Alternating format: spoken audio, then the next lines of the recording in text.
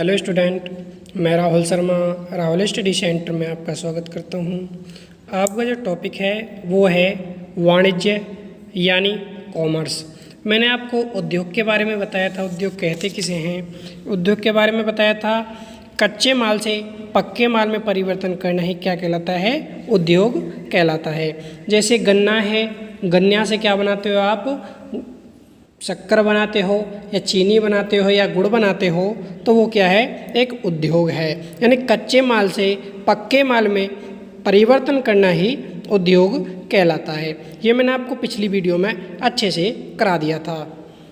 उसके बाद मैंने आपको कराया था जो उद्योग के प्रकार हैं। उद्योग के 3 प्रकार होते हैं। पहला था प्राथमिक उद्योग। अब प्राथमिक उद्योग में क्या होता है, जो नेचर से रिलेटेड होते हैं, जो प्राकृतिक से रिलेटेड होते हैं, उसे हम प्राथमिक उद्योग के अंदर लेते हैं। जैसे एग्जाम्पल भी दिए थे, कृषि उद्योग है, खान खोदना है, तेल निकालना है, मछली पकड़ना है, जंगलों से लकड़ी प्राप्त करना है, वनों से दवाएं व जड़ी बूटियाँ प्राप्त करना है। ये सब क्या हैं, प्राथमिक उद्योग के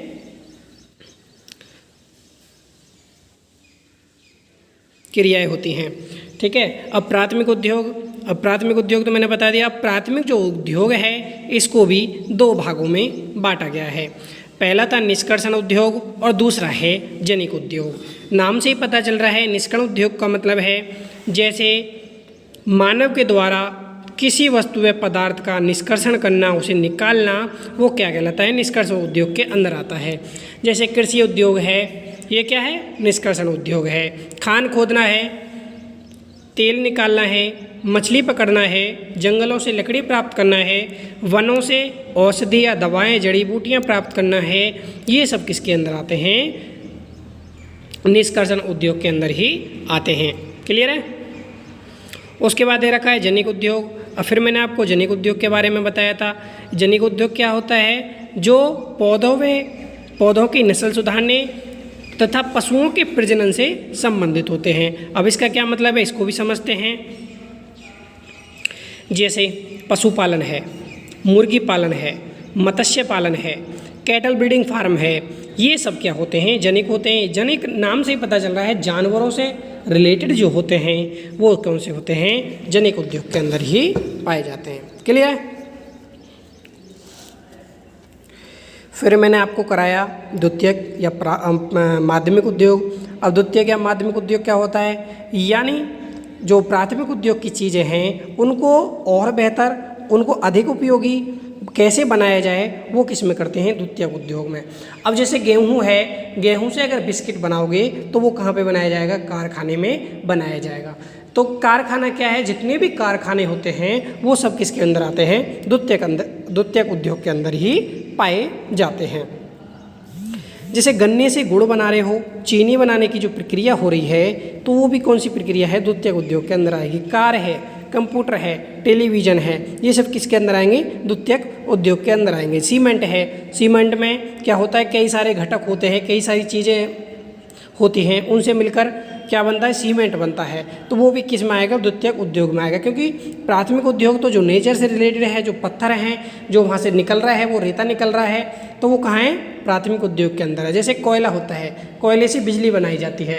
अब कोयले से जो बिजली बनाई जा रही है तो वे किसके अंदर आएगी, द्वितीयक उद्योग के अंदर होगी। क्योंकि कोयला है, कोयला खानों से खनन करके निकाला जाएगा, तो वो किसके अंदर आएगा, प्राथमिक उद्योग के अंदर आएगा। क्लियर है। फिर मैंने आपको तृतीयक उद्योग, मैंने इसके जो कुछ टाइप भी होते हैं वो भी अच्छे से मैंने आपको करा दिए थे। जैसे विश्लेषणात्मक उद्योग है, कृत्रिम उद्योग है, प्रक्रिया या प्रक्रमी उद्योग है, सम्मिलित उद्योग है, इसके बारे में मैंने अच्छे से करा दिया था। वीडियो काफ़ी लंबी हो जाएगी, इसलिए मैं दोबारा से ये चीज़ नहीं करा रहा हूँ।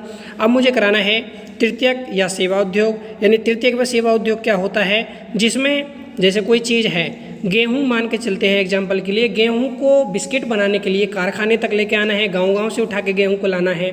बीच रास्ते में जो ट्रैक्टर या उसमें साधन की ज़रूरत पड़ेगी लाने के लिए, तो जो ट्रैक्टर है, जो बस है, जो ट्रक है, वो क्या है, तृतीयक उद्योग। यानी जो जितने भी सेवा से रिलेटेड होते हैं तो वो किसके अंदर आएंगे, तृतीयक उद्योग में आएंगे। या फिर बीमा है, बैंकिंग है, मोबाइल फ़ोन है, ये सब किसके, एडवर्टाइजमेंट है, ये सब किसके अंदर आएंगे, तृतीयक उद्योग के अंदर ही आएंगे। तो मेक इन इंडिया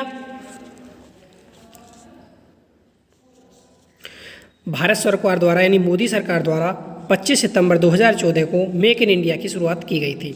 आपको भी पता है, ये करंट्स के हैं, करंट्स के बारे में भी आप थोड़ा सा जान लो।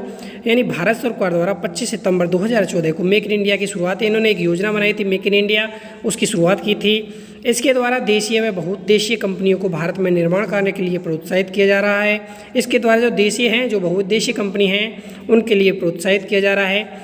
मेक इन इंडिया के मुख्य उद्देश्यों की अर्थव्यवस्था के 25 चयनित क्षेत्रों में रोजगार सृजन एवं कौशल विकास को बढ़ावा देना है। ये क्षेत्र निम्न हैं, जैसे रोजगार सृजन का मतलब होता है अधिक से अधिक रोजगार देना, जैसे ऑटोमोबाइल है, ऑटोमोबाइल कलपुंज हैं, विमानन है, जैव प्रौद्योगिकी है, रसायन है, विनिर्माण है, रक्षा, विद्युत मशीनरी, इलेक्ट्रॉनिक तंत्र, खाद्य प्रसंस्करण, चमड़ा उत्पाद, मीडिया एवं मनोरंजन, खनन, तेल एवं गैस, औषधि, बंदरगाह एवं जहाजरानी, रेलवे, नवीकरणीय ऊर्जा, सड़क एवं राजमार्ग, अंतरिक्ष एवं खगोल विज्ञान, वस्त्र एवं परिधान, तापीय शक्ति, पर्यटन एवं मेहमानदारी, कल्याण, सूचना प्रौद्योगिकी एवं व्यापार प्रक्रिया प्रबंधन।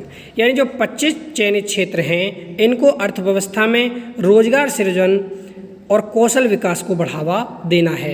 ये एक मेक इन इंडिया की शुरुआत की थी मोदी सरकार है, 25 सितंबर 2014 को इसकी शुरुआत की गई थी। इसमें देशीय व बहुउद्देशीय कंपनियों को भारत में निर्माण करने के लिए प्रोत्साहित किया जा रहा था। ठीक है, तो आज मैंने आपको कराया है, आप अच्छे से इसे कर लेना। ठीक है,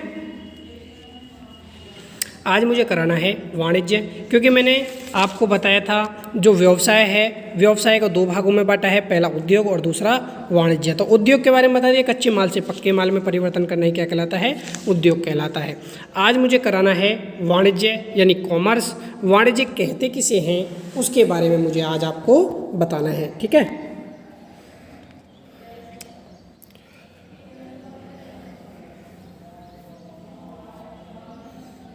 समझते हैं। वाणिज्य का मतलब है कच्चे माल से तो परिवर्तित होता ही है, संतुष्टि के लिए यानी अपनी इच्छाओं आवश्यकताओं की संतुष्टि के लिए उत्पत्ति के स्थान से उपभोक्ता यानी उपभोग के स्थान तक पहुंचाने में आने वाली असुविधाएं या बाधाओं का निवारण हेतु कार्यरत रहता है, वो क्या कहलाता है, वाणिज्य कहलाता है। जैसे एग्जाम्पल समझ सकते हो, गेहूं को अगर आप किसी कारखाने तक ले जा रहे हो तो उसमें आपको किसकी ज़रूरत पड़ेगी, आपको परिवहन की आवश्यकता पड़ेगी, यानी यातायात बोल सकते हैं, या बस हो, ट्रैक्टर हो, ट्रक हो, ये इन सबों की आवश्यकता पड़ेगी।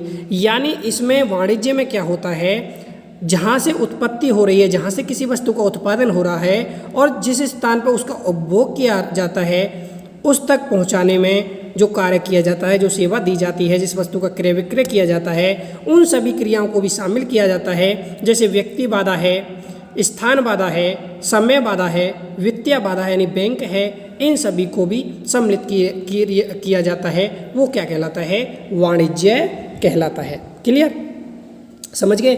उसमें क्या था, खाली कच्चे माल को पक्के माल में परिवर्तन करना ही उद्योग कहलाता था। लेकिन वाणिज्य में अब जो कच्चे माल है उसको पहुंचाया जाता है कारखाने तक, उसमें जो समय बाधा है, जो तुम्हारा परिवहन है, बीमा है, व्यक्ति बाधा है, उन सबको भी, उन सभी क्रियाओं को भी इसमें वाणिज्य में शामिल किया जाता है। लिखा हुआ है वाणिज्य उन समस्त आर्थिक क्रियाओं का सामूहिक रूप है। आर्थिक क्रिया क्या थी, आर्थिक क्रिया वह क्रिया होती है जो धन कमाने के उद्देश्य से की जाती है, जो मानवीय आवश्यकताओं एवं इच्छाओं की संतुष्टि के लिए माल की उत्पत्ति, अब मैंने बताया माल की उत्पत्ति के स्थान से उपभोग के स्थान तक, जहाँ से उसका अंतिम यानी प्रत्यक्ष रूप से उपभोग कर लिया जाता है, पहुँचाने में आने वाली असुविधाएं तथा बाधाओं के निवारण हेतु कार्यरत रहता है। ठीक है, अर्थात वाणिज्य में वस्तुओं एवं सेवाओं के क्रय विक्रय के साथ साथ उन समस्त क्रियाओं को सम्मिलित किया जाता है जिनके द्वारा वस्तुओं को उपभोक्ताओं तक पहुँचाया जाता है।